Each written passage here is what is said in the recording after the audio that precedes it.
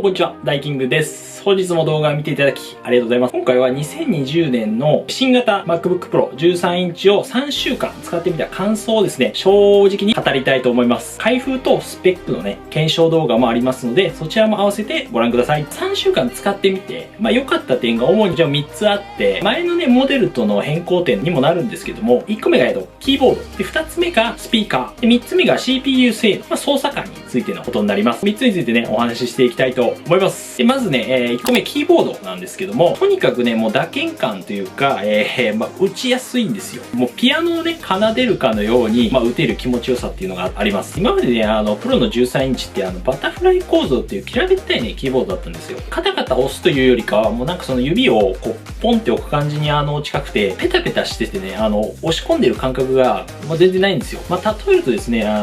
今のキーボードがきしめんで、今回のがうどんぐらい違くて、そんな変わんないだろうっていう人もいるかもしれないですけど、きしめん屋だったのが、うどん屋になったぐらいの違いはありますね。ちなみにきしめんをディスってるわけではないです。はい、きしめんも好きです。特にね、エスケープキーが物理キーになったっていうのは非常に正義かなと。あと、タッチバーとね、タッチ ID についても、ちょっとやっぱり浮いてるんで、浮いてるというか、少し浮き上がってるんですよね。押しやすくなってますね。で、あとタッチ ID もね、今回から細かい違いなんですけども、前はガラス素材だったのが、キーボードと同じ素材になったので、非常に統一感あって押しやすいです。ただ個人的には面倒なので、Face ID にね、してもらいたいっていうのが正直な意見ですね。で、続いてスピーカーなんですけども、スピーカーもね、良くなりましたね、これ。内蔵のスピーカーがハイダイナミックレンジというですね、音のすごい広がりを感じるね、16インチとかに採用されてるものなんですけども、それと同じになりましたね。今までのね、スピーカーだと、スピーカーのね、やっぱ横側から音が出てるなっていう、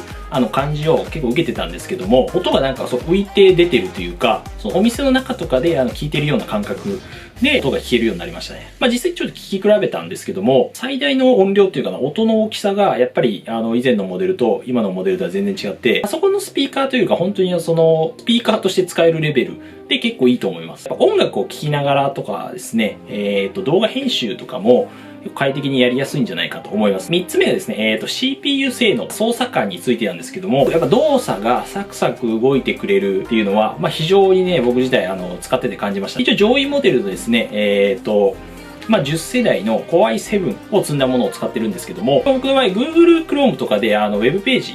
を大体30個ぐらい、開いたままで毎日常時使ってるんですけども、ウェブブラウジングがね、特にやっぱサクサク動くんで快適ですね。でメモリもね、32GB にしてるんですけど、Google Chrome、多分30個開けて、Final Cut Pro、Adobe の Photoshop とか、Lightroom が立ち上げて、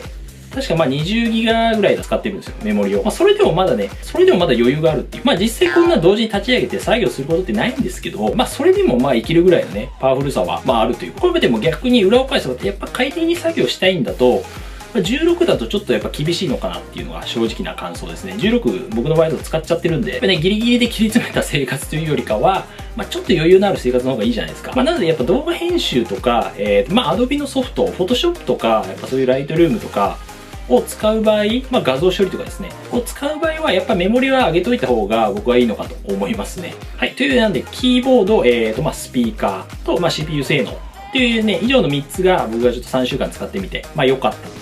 機能になります。次で、逆にですね、3週間使ってみて、ちょっとここは残念だなっていう点も見えてきたんで、それについてね、話したいと思います。主に2つなんですけども、まず1個目がバッテリーの持ちですね。バッテリーの持ちが良くないっていうところと、2つ目は、ちょっと重めのね、動画編集はカクつくというところですね。一応その2つに関してですね、もうちょい詳しく話していきたいと思います。1個目が、バッテリーのね、持ちがですね、良くないっていうところなんですけども、もちろん以前のね、僕2016年のモデル使ってたんですけども、それよりかはもちろん減りはね、早くないんですけども、じゃあそんな大差あるかっていうと、そんな感じないっていうのが正直な意見です。例えばその Final Cut Pro でね、僕動画編集してるんですけども、10分前後の、動画編集で30分ぐらい作業すると、大体20% ぐらいバッテリー消費してます。なんでこのペースでやるとですね、30分で 20% なんで、大体2時間ぐらいで、なくなっちゃうっていう。下手したら持たないっていう。なので負荷のかかるね、作業の場合は、どうしてもやっぱ電源とかコンセントが、まだ必須かなっていうところですね。その原因のね、一つじゃないのかって思うのが、CPU 性能がね、上がったっていうところなんですけども、一応ギークベンチでね、16インチって表示されるぐらい、スペックがある程度あるっていう、ギークベンチっていうのは、性能を剥がれる数字でね。っていうのもその本体が結構熱くな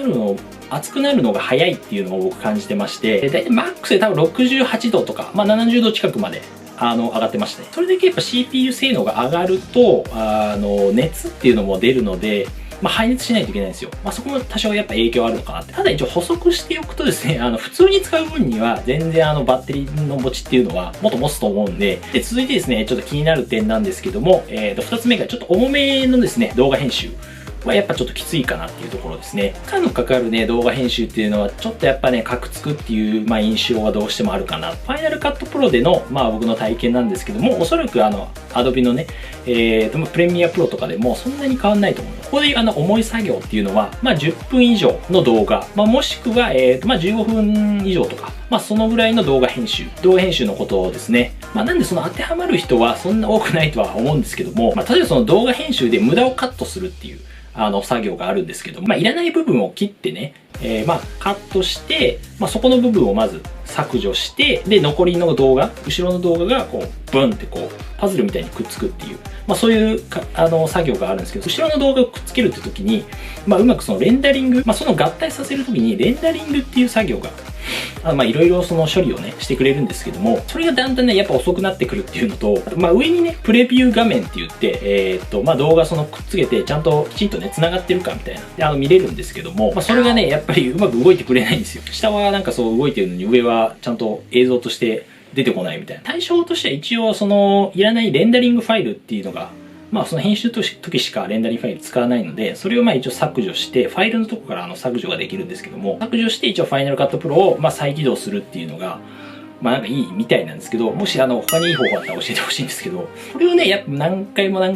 やるんで、それは結構ほんとフラストレーションというかストレス溜まるなっていうのが、僕の、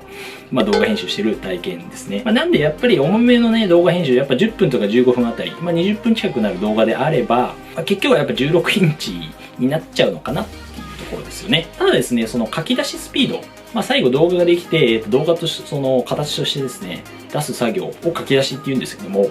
そこについては、まあ割と早いかなっていう印象で、大体ですね、まあ作成する動画の、まあ、1.5 倍ぐらいの時間でできるかな。なんで大体10分ぐらいの動画だと、まあ15分から、まあ長くても20分、30分以上かかるってことは、僕は、30分以上かかるってことはなかったです。そうするとですね、編集は、できなくはないですけど、まあ、全然できるんですよ、これでも。13インチでも。ただ、高速でやっぱ効率よくやるには、ちょっと厳しいかなっていうが僕の正直な印象です。ということで、いろいろ言ってきたんですけどね、基本的にはまあ非常にいいマシンで、まあマイナーアップデートだけど、中身はまあそれなりにやっぱアップデートされてるんで、まあいいマシンと思うんで、参考になれば幸いです。で、あとなんか調べてほしいこととかですね、まあ何でもね、気軽にコメントをいただければね、お答えするので、まあよかったらね、コメントお待ちしております。で、こちらのチャンネルではですね、こういったね、IT、初心者の方でも IT リテラシー上げるようなね、動画だったり、生活の質とか効率上げるような家電とかね、ガジェットを紹介してますので、もし動画がね、少しでも役に立ったと思いましたら、まあグッドボタンだったり、チャンネル登録お願いいたします。はい。SNS のね、フォローの方もね、最新情報を受け取りやすくなると思いますので、今日も最後までご覧いただきありがとうございました。また次回の動画でお会いしましょう。バイバイ。